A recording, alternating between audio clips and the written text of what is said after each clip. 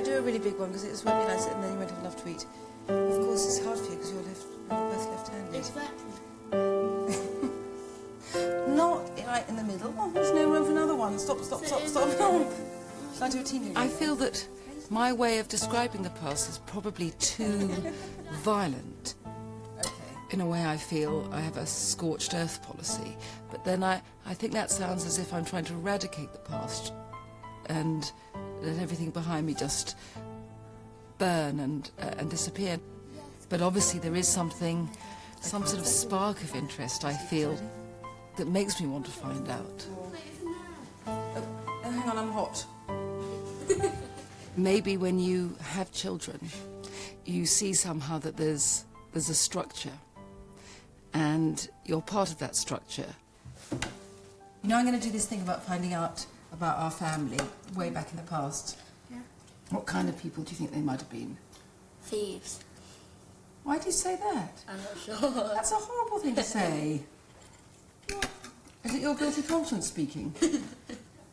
It's a journey that I feel some, I don't know if I'd say anxiety, but trepidation about. I feel I'm a very open person, and yet I'm very much not in control, because I don't know what I'm going to find out.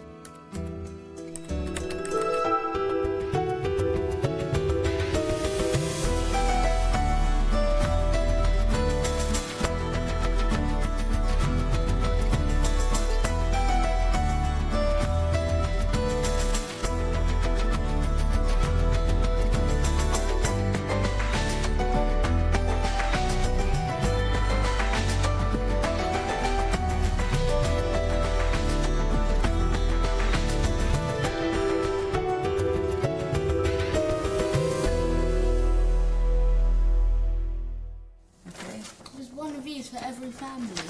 For every branch of the family, it's all one family, really. Nigella Lawson lives in London with her children Bruno and Mimi, and husband Charles Saatchi. Marriage. Oh, marriage. Marriage is dissolved. I know, that's modern life. Look, that's my granny. Where's me Estelle? That's my grandpa. Felix and Salmon. I don't know when it was. I think it must have been about the 70s. It could have been the 80s. Someone did a family tree. But, of course, I was given it when I was young. And, of course, the awful thing to say is I never really looked at it. Mum, why are there so many dates? Barnet Salmon. Why are you laughing? You think it's a funny name? Why am I laughing as well? Got a very bad influence on me. You know, I feel that I'm curious, and I also feel slightly that it is quite odd that people have made so much effort in the family to trace the family back, and yet I've kind of acted as if it didn't exist. Nigella Lucy Lawson was born the third of 4 children in January 1960.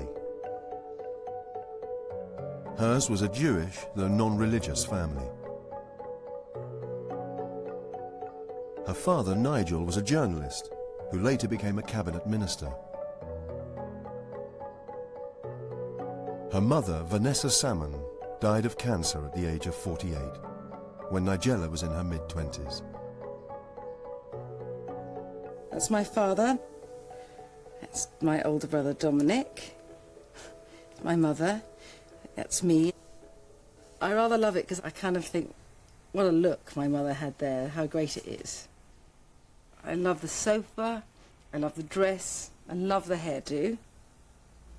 I love it, really. I think it is inevitable if you are someone whose mother died young, that you want to find out quite a lot about her or her family. You can't help that. On the other hand, I'm torn because I think my mother had a certain way of wanting to remodel herself romantically. She very much wanted to be a certain sort of person which maybe wouldn't focus on being a European Jewish refugee family coming from somewhere. Not that I think she would have hidden it, but I suspect she would not be at all happy about my doing this. Nigella's mother was an heiress. part of a family dynasty which owned a huge business empire. Of course, I come from catering stock, which is that my mother's family started Lyons. I suppose one of the things about coming from a Jewish family is that I think whatever kind of business you're in, food is always, central. Vanessa's father, Felix, spent most of his adult life working for Lyons. So this is Felix. This is the famous Felix. I say famous because he died when we were quite young. He's got some sort of mythical status among us children anyway. And that was my grandmother, Rosemary. I'd love to know more about Felix. I feel my mother used to tell me certain things. I know that he loved art. I always felt that he was, if not an intellectual, certainly like reading. I think he was in commerce because that's what he did, but I don't think it was his great love. I would like to find out more about him, if only because I say he seems to be such a figure, an absent figure in the family.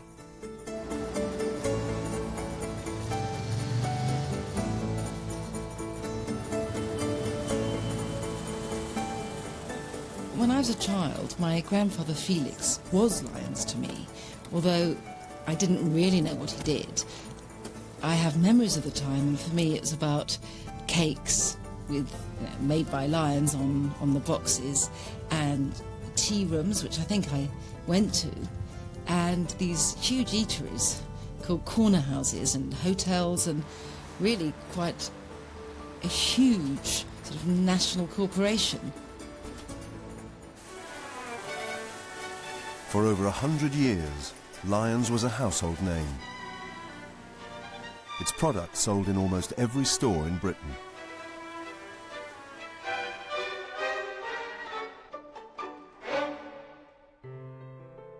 It began in 1887 as an event catering company. 7 years later, in the heart of Piccadilly Circus, the family created its most famous icon, the Lyons Tea Shop. When Nigella's grandfather Felix was managing director in the 1930s, there were hundreds of tea shops nationwide. With their famous trademark waitresses, nicknamed Nippies, Lyons tea shops were the Starbucks of their day. At its peak, the business employed over 30,000 staff, including a young Margaret Roberts, who worked as a Lyons food chemist in the early 1950s. Years later, it was Prime Minister Margaret Thatcher who gave Nigella's father a job as Chancellor of the Exchequer. Could it be a rocky week, Chancellor? Lyons was huge, but its success didn't last. In the 1980s, growing debts forced the family to sell assets, including their flagship restaurants, the so-called Lyons Corner Houses.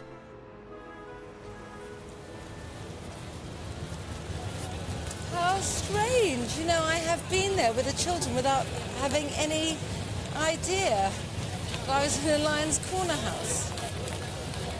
What a thing to give up when you think about it. So many of them as well. My grandfather Felix played a very important part, obviously, in Lyons and gave his life to it, although I'm not sure he had his heart in it.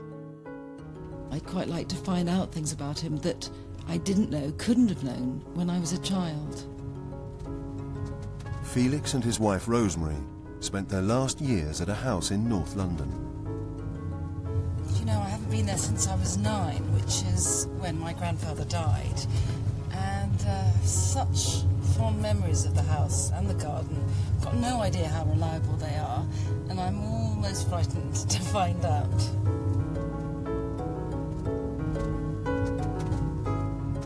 My grandfather was a really big part of my life, but really more because of his absence. My mother was very attached to him. I remember how awful it was for her when he died. He holds some position as a sort of figure of mystery. We think of him as a kind of bit of a tortured soul. Thanks. Thank you. Thanks. It's 35 years since Nigella last visited Felix and Rosemary's house. Hello, it's so lovely of you to let me come. Oh, it's very nice to have you here. Thank you so much. So you actually bought the house from my grandparents, didn't you? Yes. Come in, come in. There's not much left of your grandmother's... Oh, the lights. They're back. Yes. They were there. That's the But kitchen. do you remember the kitchen? I do remember the kitchen. Do you want to see the kitchen? I'd love to see the kitchen. I used to stand on a chair, and I thought the cooker was there, but maybe it was there. Stand on a chair and cook with my granny. It's very like it was, really. I mean, it's decorated differently, but has the same feel. Such a lovely house. Outside, Nigella's arranged to meet her brother and sister, Dominic and Horatia. Hello. Hello. I'm coming to join you. They have varying memories of Felix and Rosemary. I used to love this garden. I remember Granny being furious because you remember that Paul McCartney moved in next door. Yes. And there were always fans camped out, just sitting on the No, but they used outside to climb It's over. been such a clash because they weren't a popular Also, I don't music think people. I don't were think they? Grandpa had ever heard of the Beatles. I think he really would have been like the judge saying, "Who are Yes, the I Beatles?" know, I'm sure. And I can't really remember him ever coming out of his study. well, that was where he used to say to me, "Come into the captain's cabin." That's what he called the study. But we weren't allowed, the girls. I don't think we ever came in. It was very male. It was very sort of dark. He taught me chess there, I remember. Yes. But funnily enough, I mean, you knew Rosemary Very well. Very well. I didn't know her at all well. I was completely besotted with Felix. But I gather he was a taciturn person. Anyway, very dry. I think he was quite a hard person to know, actually. Did Rosemary ever suggest that he was like that because of the war? I mean, the war was it must have been difficult in more than one ways for a family, in that, you know, they were a well-known Jewish family. They knew that the Nazis had them on a list of Jewish families to be taken care of and rounded up. I didn't know that. Yeah, and I'm pretty certain that they manufactured their own cyanide pills that they would take if they were ever rounded up. Oh, really? I do seem to recollect that he had some experience in the war that would have been profoundly shocking, and for some reason I don't know whether... I'm sure he wouldn't have told me, maybe Mummy did, that he had seen one of the camps, maybe it was Belsen, that he was with some of the troops who had been involved. I didn't know that. Granny never mentioned Well, but- Aunt anything. Frida Yeah. mentioned it to me quite Well, late on. Did she? Oh, really? Well, I mean, people didn't talk about these things, and particularly not in front of children, but certainly something probably happened to him, and Yes. I have a sense that he did witness something pretty terrible.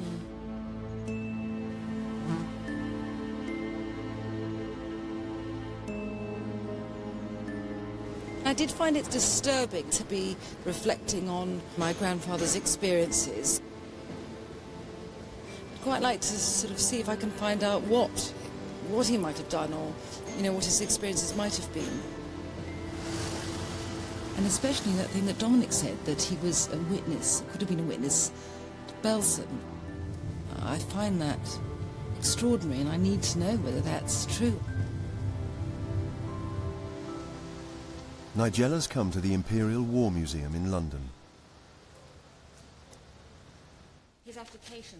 Curator of the Holocaust exhibition, Suzanne Barget, has found some documents about Felix. Application for registration in the Officers' Emergency Reserve in His Majesty's Land Forces. Yes. And then, when they ask for any other information, he says he has a thorough knowledge of staff administration in the bakeries, kitchens and restaurants of J. Lyons and Co. Limited. Thorough practical and technical knowledge of catering factory management and control. Knowledge in the purchasing of commodities. So he signed up. So he In other signed up, words. that's right.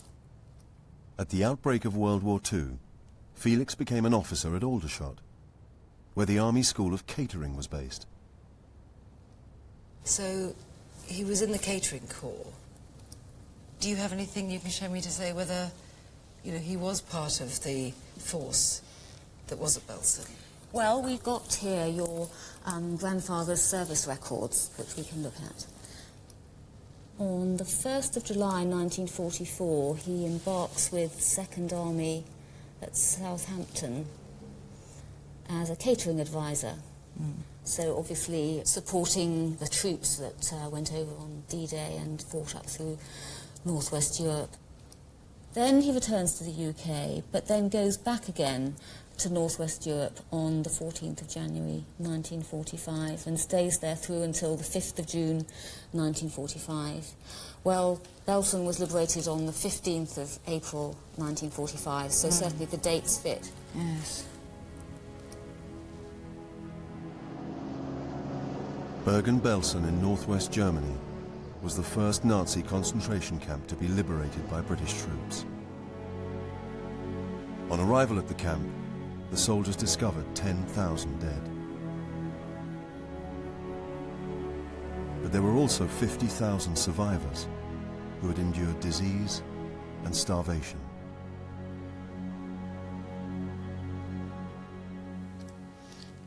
It's strange, really, isn't it, to see it on that bit of paper. It's like it fits the puzzle and it's the missing time. If there is this family memory that he saw a concentration camp, it's very likely was Belsen. And as he was fairly senior within the catering corps, it's very likely that his advice was sought on how to improve the supply of food to Belsen. And certainly that was a crucial thing for the army at that stage. Quite a thing to come out of the kitchens of, a Lyons tea room and go into Belsen.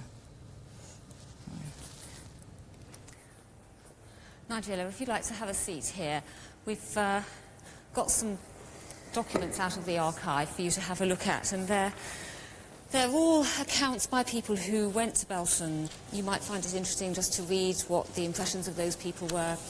Thank you. Thank you very much, Suzanne.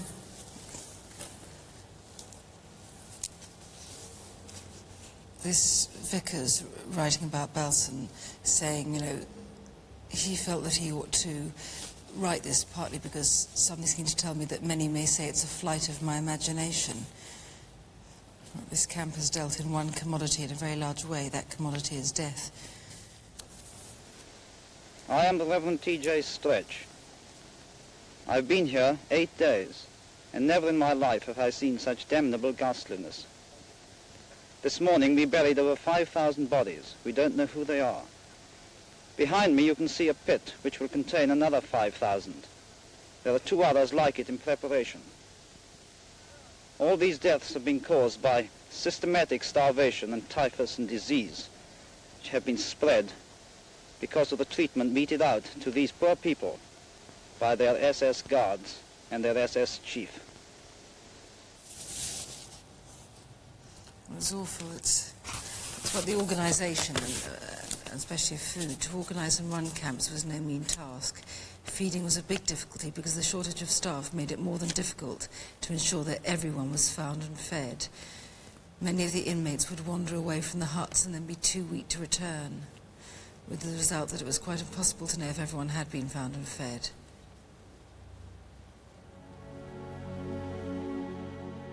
After liberation, hundreds of starving inmates died every day. Many, when their collapsed stomachs rejected standard army rations.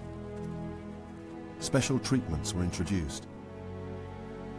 One, previously used in colonial India, was the Bengal famine diet. A thin gruel of water, milk, sugar, flour, and salt. But it was not enough to save an estimated 14,000 inmates who perished in the weeks after liberation. Though undoubtedly huge relief efforts, including those of the medics and the catering corps, saved thousands more. Finally, British troops destroyed the last remaining hut and prepared to pull out. As for whether my grandfather had been to Belsen and seen that or not, in a way, for his sake, I kind of wish he hadn't seen it. My feeling is that he probably did go. It's awful in a way to think of going through that and then somehow be so convulsed by its awfulness not to be able to talk about it ever again. That was a tremendous thing to go through a whole life.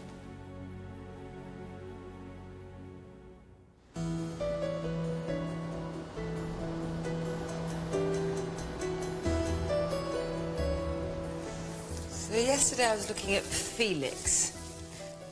So Alfred is his father. But I have no memory of ever hearing Alfred being spoken about. I know that this man, Barnet Salmon, I know he's somehow crucial in the family. Barnet Solomons, as was, you know, like a lot of Jewish people, changed his name. I don't know quite why, if you're going to change it, why you change it to Salmon, but there you are. Felix's grandfather, Barnet Salmon, was born to Jewish immigrant parents in 1829. He became an entrepreneur and co-founder of the family business that would one day become Lyons. As far as I know, it was my grandfather's family who started Lyons, but they were already a company. I mean, this grand company, called Salmon and Gluckstein, which are their names, because my grandfather was a Salmon and his cousins, I presume cousins, and everything were Glucksteins. And I've got this cigarette tin, because I presume they imported tobacco or whatever, I don't know what they did, something like that. And this Salmon and Gluckstein tin was always on my mother's dressing table when I was a child. It's a fabulous tin. I love her. Slightly pneumatic, with her cinched-in waist and snakes slithering off her. I presume this was just like drug pushing is now, very, you know, lucrative. Salmon and Gluckstein began in the late 19th century as producers of fine hand-rolled cigars. Barnet Salmon's partner in the business was Samuel Gluckstein.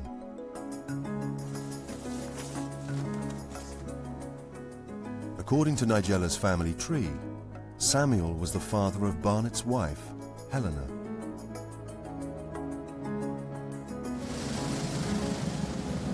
Looking at my family tree, it's clear that the marriage was crucial to the family because it was the, you know, bringing together of the Salmons and the Glucksteins.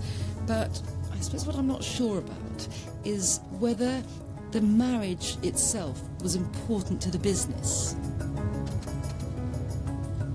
Well, I'm off to synagogue, which is in a way quite strange for me because I'm wholly unobservant and was brought up to be unobservant, so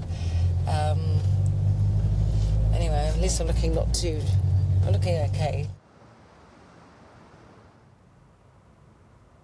At the West London Synagogue, Rabbi Geoffrey Schisler has a copy of Barnet and Helena's wedding certificate. They were married on a Wednesday, June the 24th, 1863, and it tells us that Baruch ben Aharon is the Hebrew name of Barnet Salmon, married Leah bat Yitzchak. Leah is Lena. Right. Now, the Jewish marriage document, the Ketubah, lays out the terms and conditions of the marriage, and it also sets out the details of what will happen in the event that they were to become divorced. So like a prenup? It's a bit like a prenup, exactly. Because it actually tells us exactly how much is to be settled on a woman if she is a virgin or not a virgin. If she's a virgin, she's worth more than if she wasn't a virgin, if she'd been married before. And so how much here? What was the deal?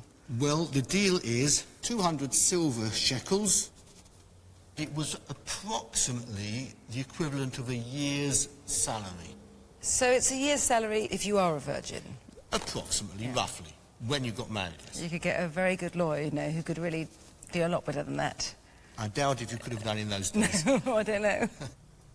In fact, I have something I hope will interest you also. We have a copy of the marriage certificate. We have to have a civil document as well, and here it is.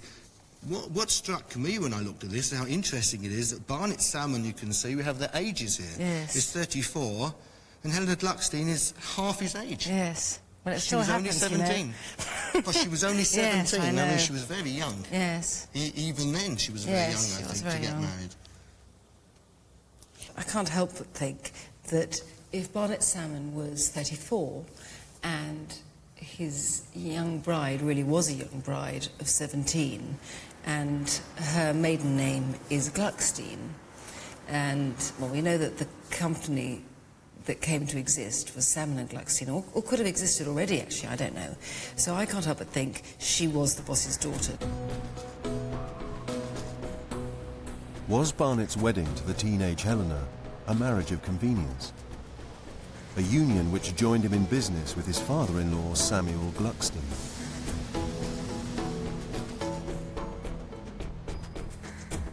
Nigella's come to the Regent Palace Hotel at Piccadilly Circus to find out more from Lyons historian Peter Bird.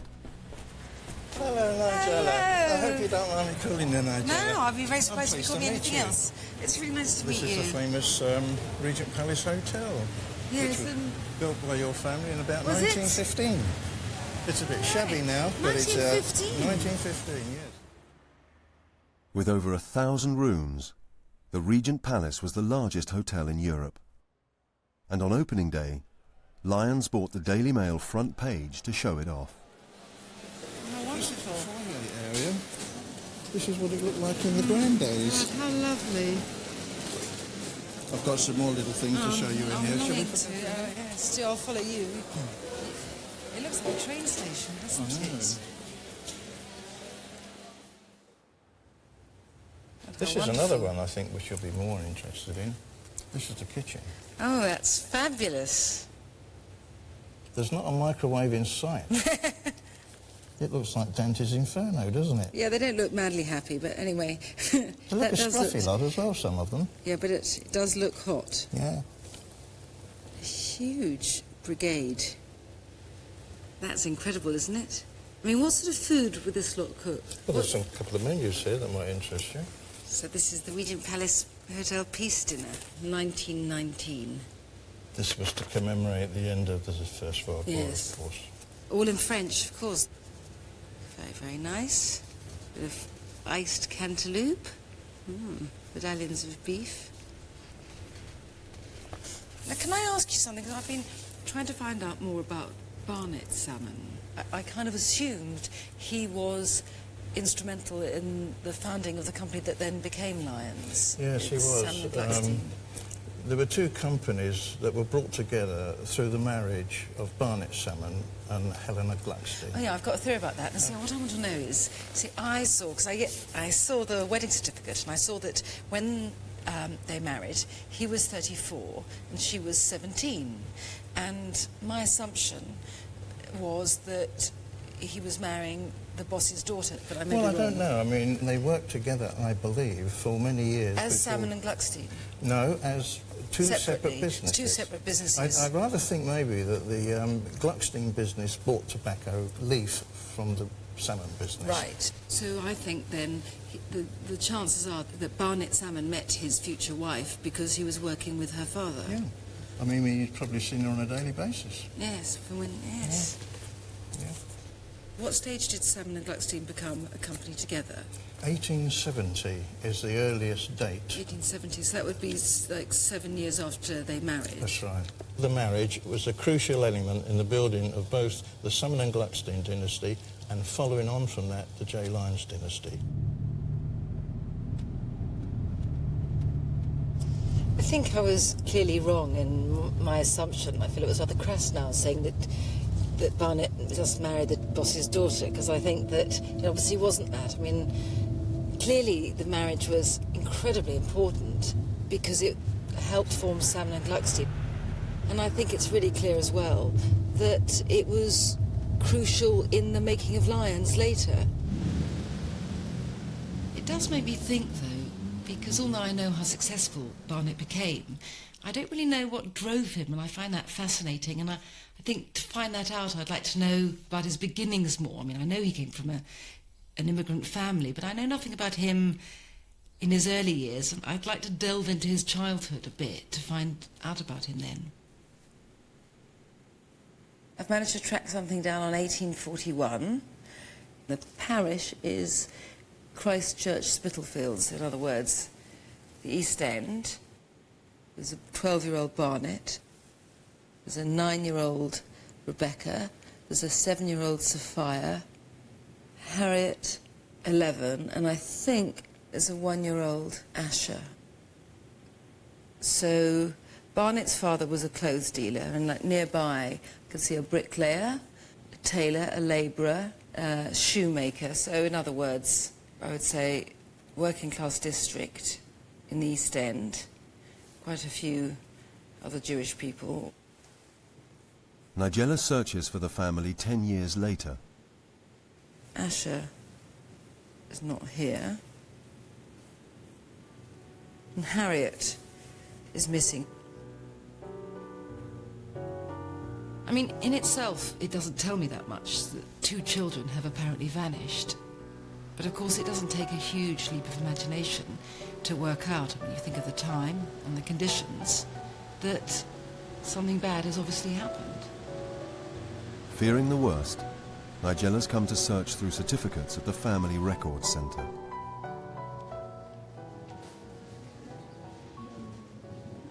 So, Asher died in March 42, and Harriet in November 42, so that's pretty near one another. God, imagine that for the parents. And anyway, for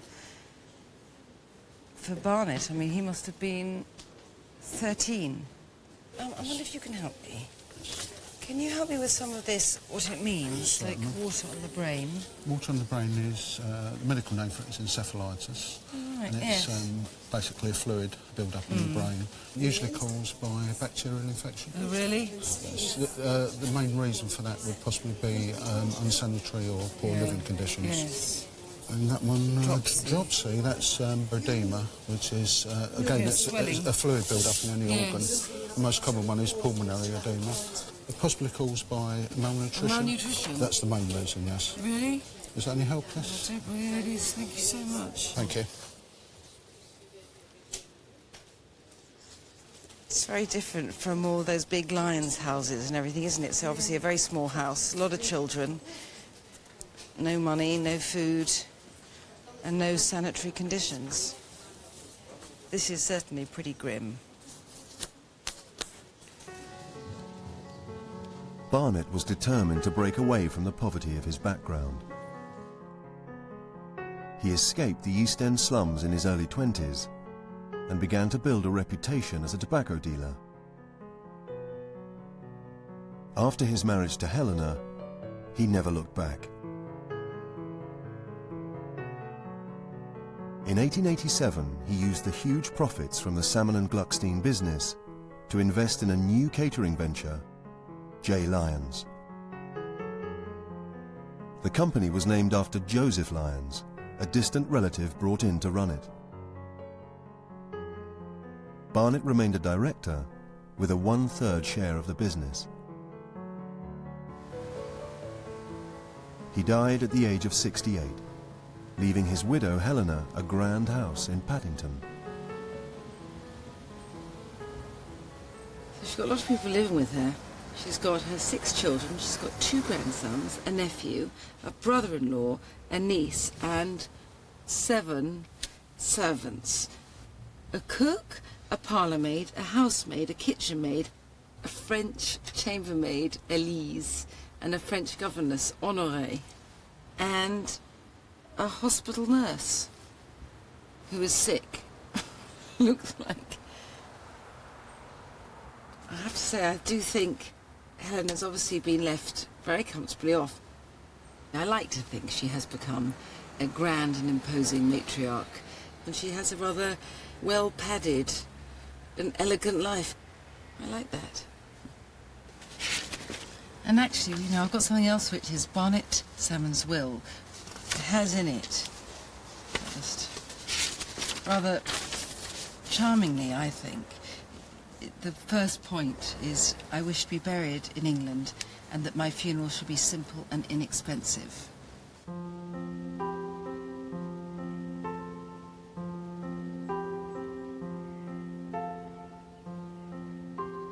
Barnett left £46,500,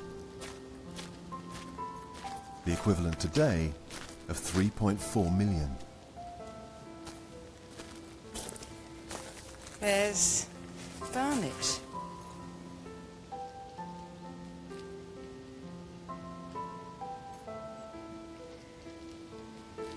You know, I like that Barnet's grave is modest, and I like it that he particularly requested that. I think that's something that, to me, tallies with, you know, the whole thing that I know now about his life. I can't help but attribute to him some of the qualities I remember from my grandfather, Felix, who was his grandson. So I tend to think of him as someone quite withdrawn, quite measured, with quite a strong interior life. That thing of a modesty and absolute austere lack of vanity.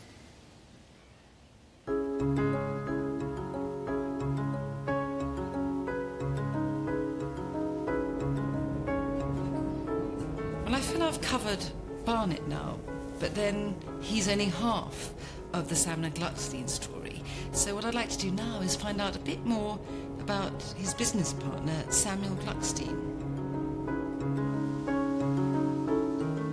Nigella's come to visit her brother Dominic at his Sussex house. Who are you looking for? I'm looking for Samuel, who was Helena's father and therefore Barnet's father-in-law. Yeah.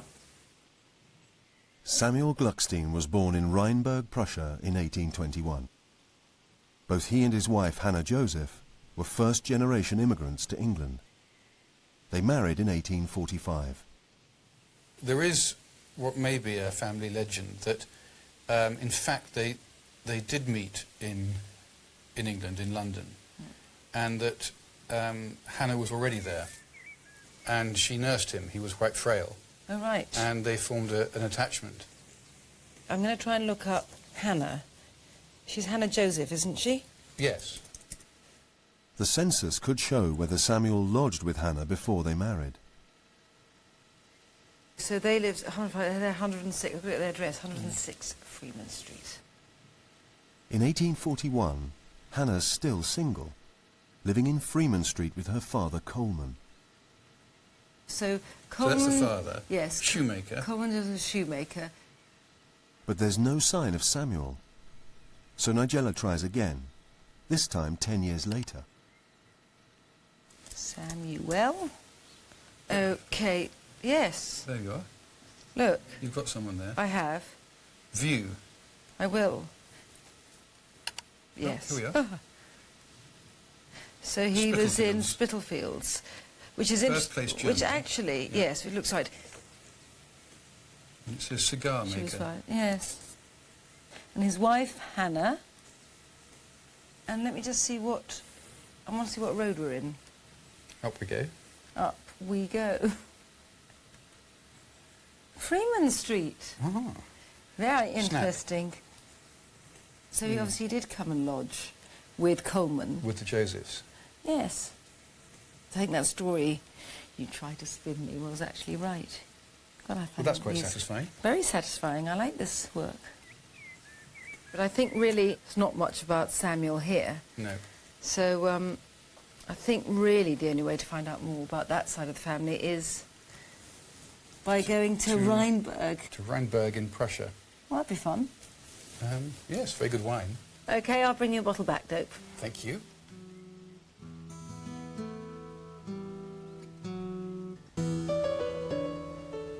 Today, Rheinberg is in the west of Germany.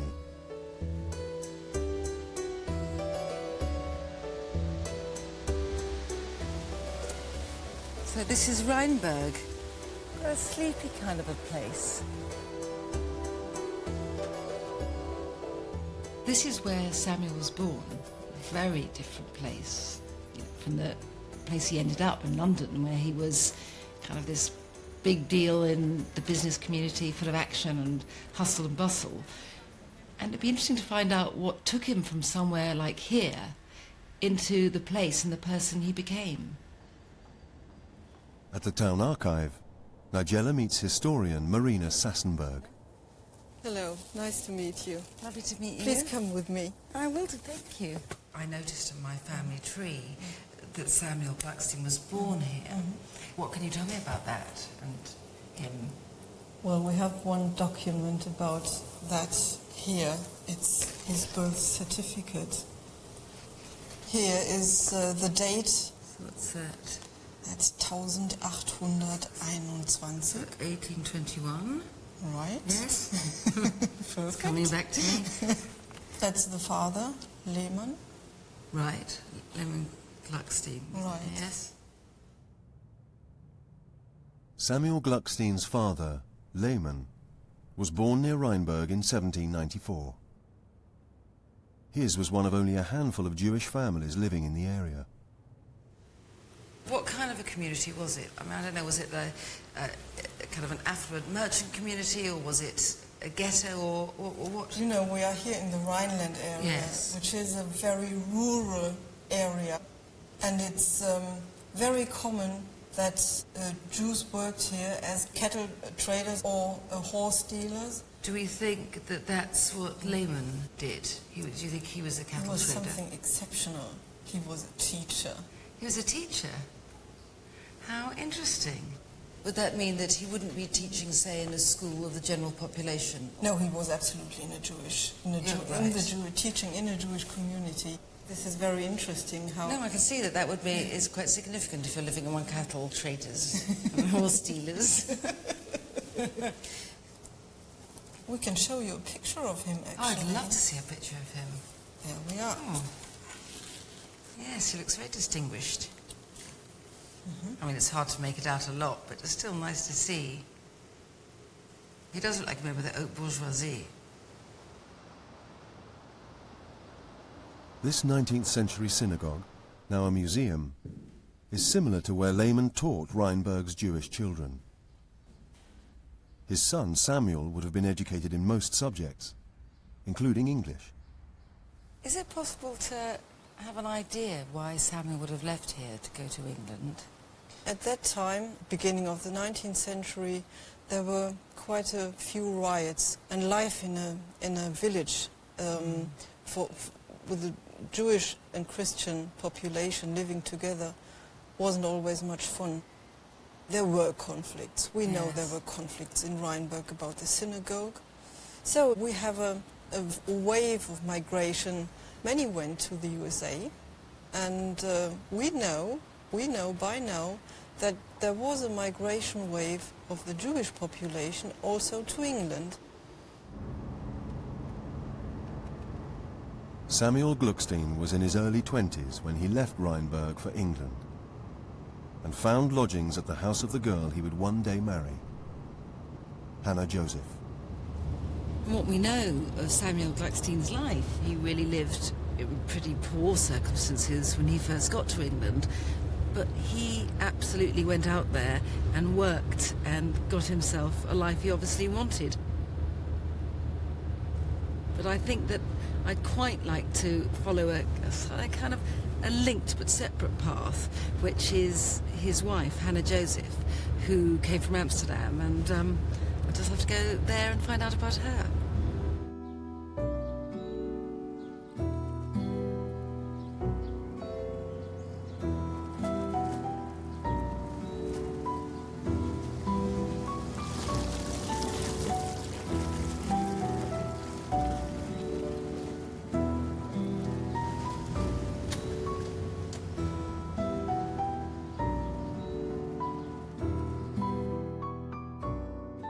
Hannah Joseph was born in 1819. According to Nigella's family tree, her father was Coleman Joseph, a member of the Dutch Jewish community. Well, I've always known that Anne, or Hannah Joseph, was born in Amsterdam, so that's not a surprise. But what I've often wondered about is where her family came from, because I read somewhere that many Dutch Jews, in fact, came from Spain, and they had been forced out of Spain.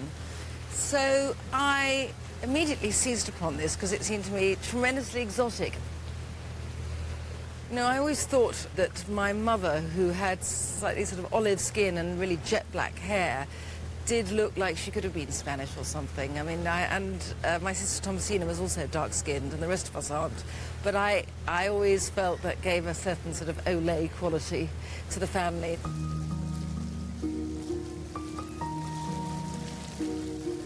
the early 19th century, Amsterdam was one of the most liberal and popular havens for Jews fleeing anti-Semitism. Most refugees arrived from Central Europe. Collectively, they were known as Ashkenazi Jews. But there was another, much smaller group who'd fled persecution in Spain. They were called Sephardis. Thank you. Bye-bye. Bye-bye. Thank you. This is the group Nigella hopes she is descended from.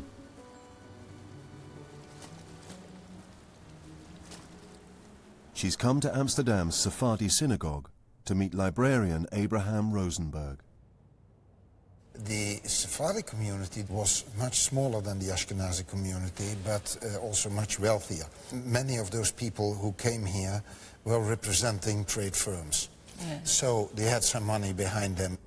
The Ashkenazim, they came from Central Europe, and they were poor, and they remained poor, because they didn't have a tradition of large business. And there were very important cultural differences. The Sephardic Jews were part of the educational system and the culture in Dutch society. The Ashkenazi Jews, they were completely isolated from their Christian surroundings. So what you're saying is that, in a way, there was more fluidity about the life of the Sephardi Jews, and the Ashkenazi kind of kept, well, it's difficult to say this, in a way, kept a kind of ghetto mentality. Yes, but they didn't have much choice. The Sephardi considered themselves as nobility. Yes. And they considered the Ashkenazi Jews even less than commoners. It was quite a difference. Yes. I had absolutely no idea there was such a difference between the life of, say, a Sephardi Jew and an Ashkenazi Jew. I mean, there seems to be such a discrepancy in the two communities, and of course the thing I don't know is which community my lot came from, so that absolutely has to be my task now. I've just got to find out where they came from.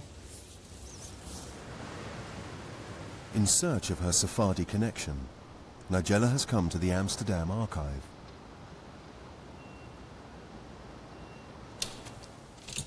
Archivist Harman Schnell has found Hannah Joseph's birth certificate.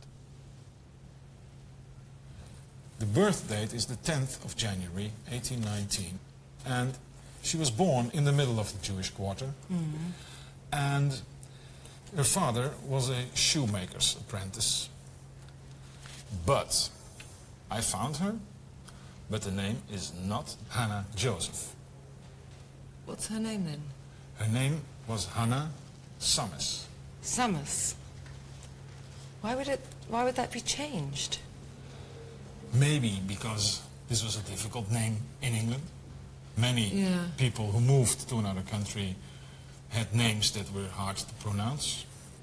And it is the same person, yes. Yes, this is the same person. Yeah. And now you can also understand why the father was named Coleman in England. Because here his name is Conrad Summers. Oh, well, that's a much better name. You know, the thing is, I would presume, just seeing the name Summers, that to me it sounds more that it would be a Sephardi name than an Ashkenazi name. And yet, when I see that he was a shoemaker's apprentice, I suppose what I feel I've learned today is that the sort of person in that job would be more likely to be an Ashkenazi Jew. Well, the fact that he is a shoemaker's apprentice doesn't say much, because there were Sephardi and Ashkenazi shoemaker's apprentices in this area anyway. But when you look at the names, like Conrad, then... That looks quite Ashkenazi, then we go to the Ashkenazi direction. Yes, exactly. Yes. Conrad is a name that, in fact, Sephardis will never give to their sons. Yeah. Nater is absolutely Ashkenazi. Yes. To prove he's right, Harman calls up the 1851 Amsterdam census. And this is the address. In the document, all residents were required to state their religion. Town of birth. And when you state your religion, would you put kind of what branch? Yes, exactly. You would? Of course, because being of one or of the other branch was very important, especially for the Sephardi. Yes. By 1851, Coleman and Hannah have already left for England, but other members of their family remain. This is, of course, the name of the person and the year of birth and place of birth, his marital status, and here is the religion, Dutch, Israelite, Ashkenazi Jews. Yes. Okay, well, I've accepted that. Okay. Well, I have to say, I have to acknowledge that that has conclusively ended my romantic little dream about having exotic Spanish blood. Can't say I'm massively surprised, but, you know, it would have been nice to have made that Iberian connection, but never mind.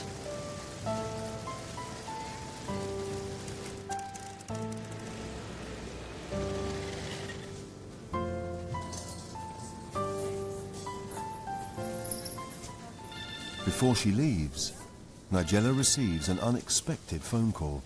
Hello? Yes? It's Harmon at the archive. He has some news on Hannah Joseph's father, Coonrad. Okay, I'll just make my way to a cafe now then.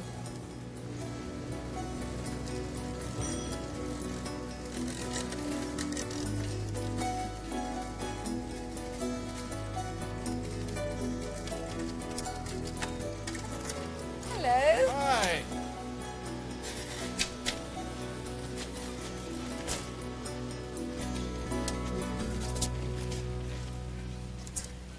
That was very cloak and dagger. I need to know what you're up to.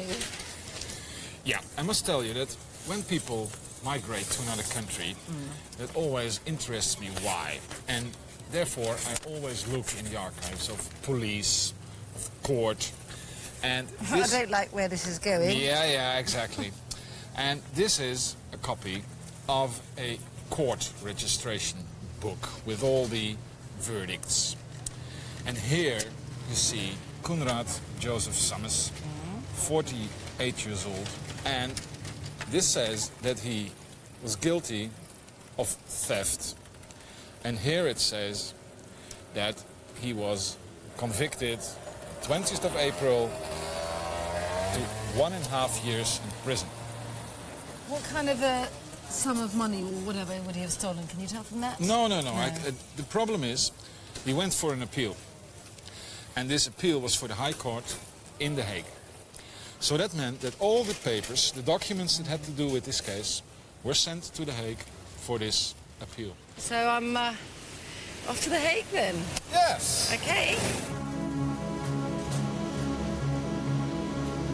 De sneltrein van 14 en 44 over naar Schiphol. I don't know why Harmon was so pleased with himself, considering he lured me to a cafe to tell me I was related to Fagin. But I've recovered. So when I began all this, you know, my son Bruno did say he hoped we would turn out to be related to a bunch of thieves. So at least he'll be pleased. At the Hague National Archive, researcher Sierk Plontiger has Coenraad's trial documents.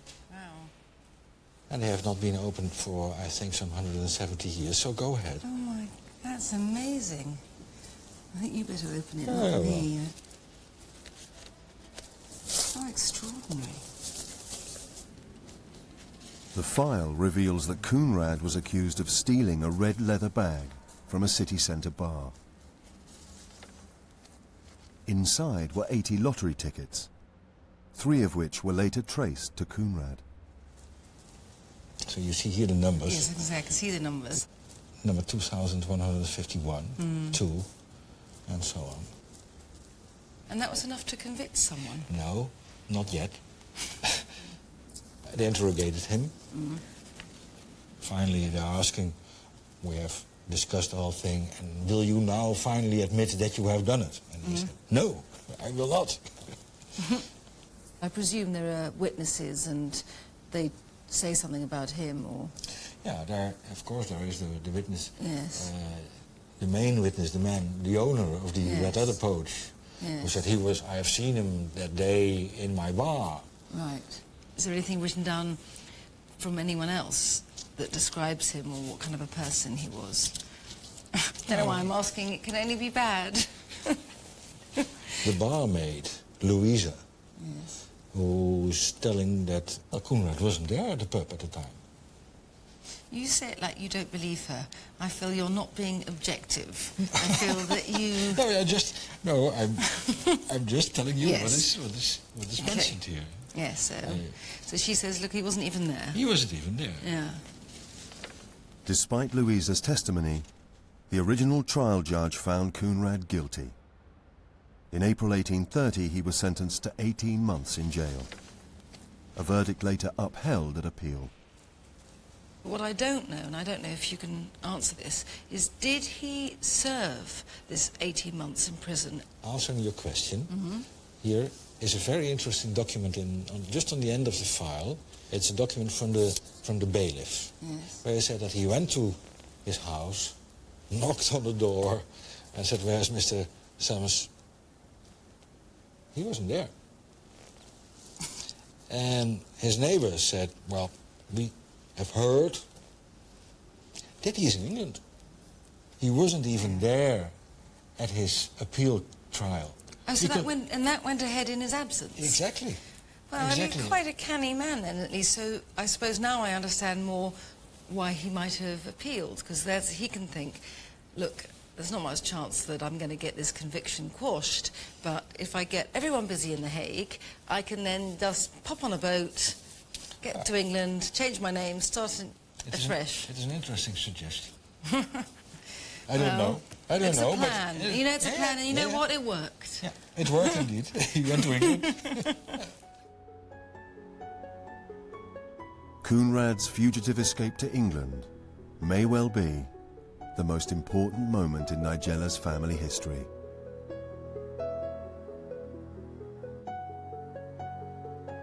It meant his granddaughter Helena Gluckstein would one day meet and marry Barnet Salmon. A marriage that paved the way for the Lyons catering dynasty.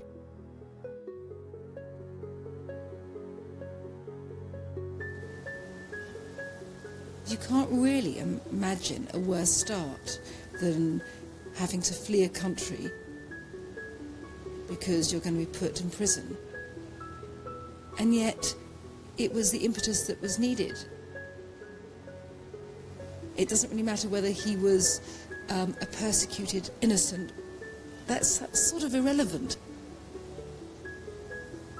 Because it's things turn on such small accidents of fate that suddenly the whole family moves in a different way.